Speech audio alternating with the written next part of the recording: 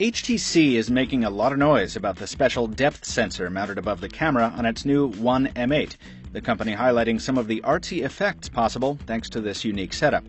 But critics say similar effects can be achieved with far less specialized hardware. Today, we'll take a quick look at how the One M8's camera stacks up against one of those competitors. I'm Michael Fisher, you're watching Pocket Now, and this is HTC Duo Camera versus Nokia Refocus.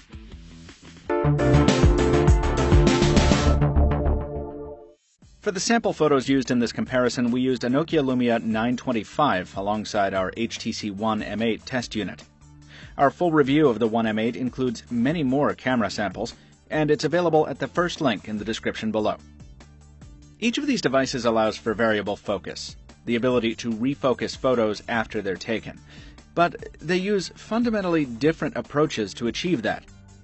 Whereas the One M8 employs a dedicated secondary sensor to calculate the relative distance of subjects within an image, the Lumia 925 cheats, in a manner of speaking, as do all Nokia phones with the Refocus app, by quickly snapping multiple photos at different focal points. That means the HTC device is always capturing depth information when shooting. You can go back and refocus, or U-focus, as HTC calls it, almost any photo you've ever taken with this device, as long as you took it in standard mode without the flash. By contrast, if you want to refocus a photo on the Nokia, you need to decide that before you take the shot, because you need to use the Refocus app to capture it in the first place. The second major difference is in the type of photos you're capturing. While Nokia Refocus works best when you're extremely close to your subject, HTC's camera can't work if it's too close. So these features aren't necessarily as analogous as a first glance might suggest. Nevertheless, they are similar enough to compare in general terms, so here's how they stack up. If you're looking for features above all else, the Duo camera on the M8 is the way to go. Not only can you enhance your subject with the faux bokeh effect, you can add layers of all kinds to add fun to the photo. There are animated elements and even a very spacey 3D type effect that's a fun party trick, if nothing else. Plus, you don't have to hold as still when you're shooting, as the camera isn't taking multiple exposures. And in fact, that second sensor helps the camera focus faster. But the experience is far from perfect. You have to get used to the sensor's position so you don't accidentally obscure it with a finger, and it doesn't work with any fancy filters like HDR. Also, the software isn't great at determining where to draw the line on the focus regions.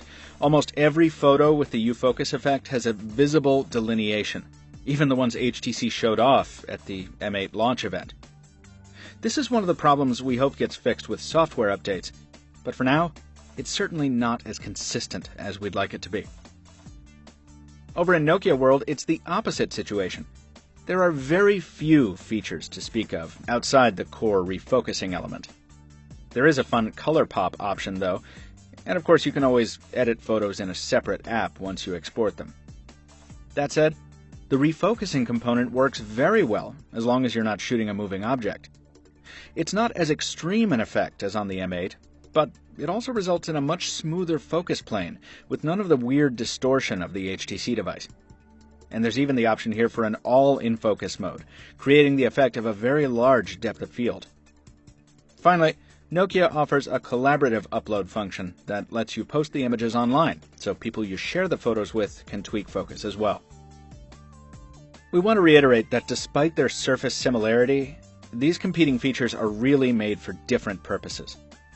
That said, we think the elegant simplicity of Nokia's more elementary approach is overall better. The lack of any special hardware hasn't hurt the Windows Phone offering. In fact, its results are often superior.